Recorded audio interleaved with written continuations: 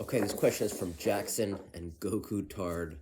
Um, if you want to make the tryouts of the team, or you want to play varsity as a freshman,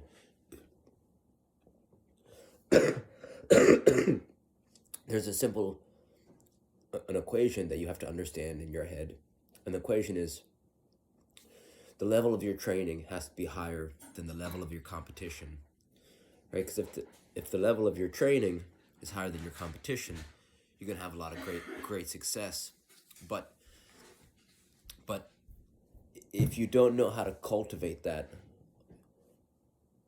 off the field, at least in individual training, and you're not exposed to higher levels of club training than your high school team, it's very difficult. So there's some things that you want to focus on in individual training that will help elevate your play.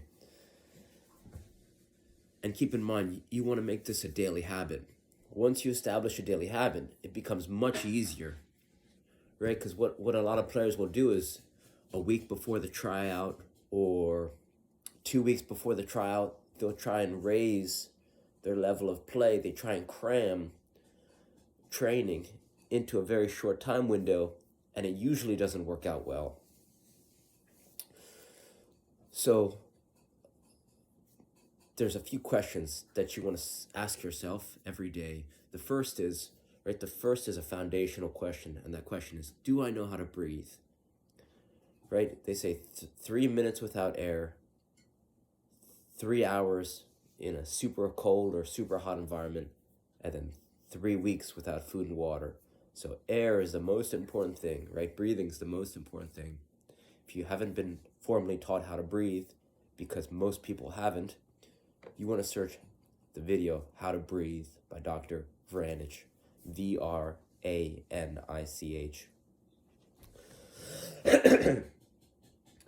The second question, well, let's backtrack. The reason why you want to learn how to breathe, not only is it going to help improve your endurance and stamina, but it's also going to make you calmer on the field. The calmer you are on the field, the more aware you're going to be, the better decisions you're going to make, right? So you could say, the better, as your breathing improves, as your decision making improves. So they're directly correlated, right? The calmer you are, the better player you're going to become, because you're going to make better decisions. So if you can only listen to one thing in this video, that's the one you got to focus on. Okay. The next thing is, soccer players are humans first, soccer players second. And what that means is that if you improve your body's ability to move on the field, you're going to, again, raise your foundation, right? They say a pyramid is only as tall as its base. So the better mover you are on the field, the better your future potential. So all that is, right? So the question is,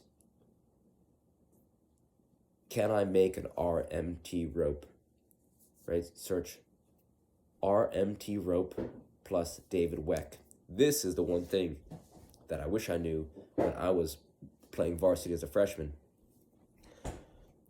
And so that's why you guys are going to have it easier than I had it, because I didn't know this stuff. And this is the stuff that I wish I knew. So you could either search how to make an RMT rope, costs $10, right? You can make it at your local hardware store, or just order one online. Maybe you can get one for $20. This is going to make you more agile, more explosive. It's going to make you more balanced. It's going to make it so that you're harder to knock off the ball.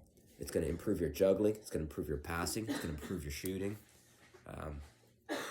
So search David Weck, WECK, right? David Weck plus RMT rope. He's going to tell you everything about it. So search that, and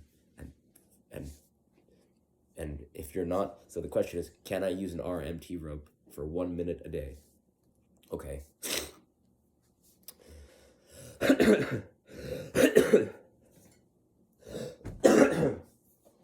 The next thing is, can I make a kick trainer? Right? The question is, can I make a kick trainer? Clubs from all over the world, encourage their players to use kick trainers. AC Milan, Ajax, Sevilla. Wesley Sneijder talks about using a kick trainer growing up. Right, so kick trainers allow you to cram months of training into days or weeks because you can get so many repetitions in a very short period of time. In 60 seconds, you can get 60 touches, which means in 10 to 15 minutes of getting touches, you could get close to 1,000 touches effortlessly in the comfort of your own home. And it's lightweight, it's portable, it's cheap.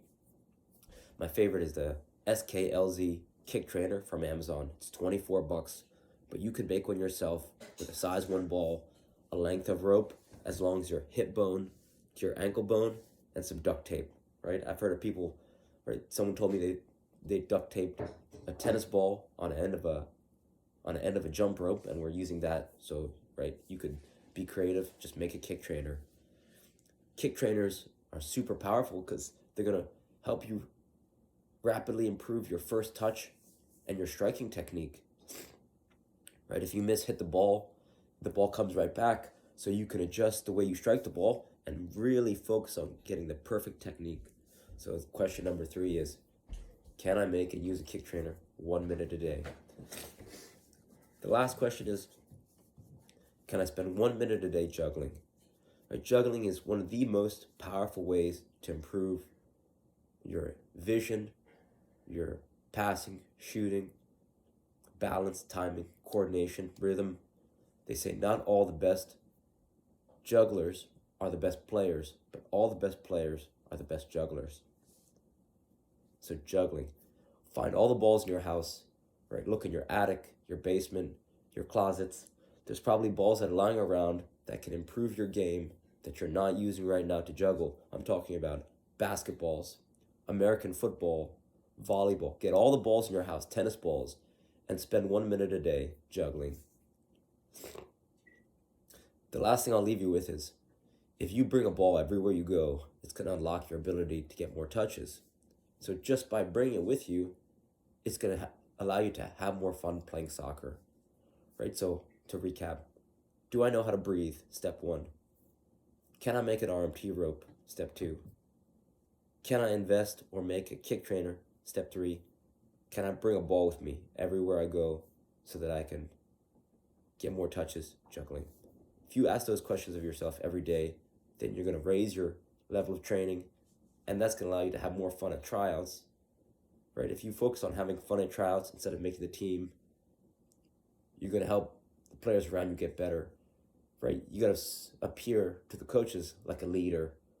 Right? So it's not about you looking the best. It's about your ability to make others look great. So focus on having fun at the tryout, and then you're gonna have a lot of fun playing. So hopefully this helps. Reach out with more questions. All right, thank you.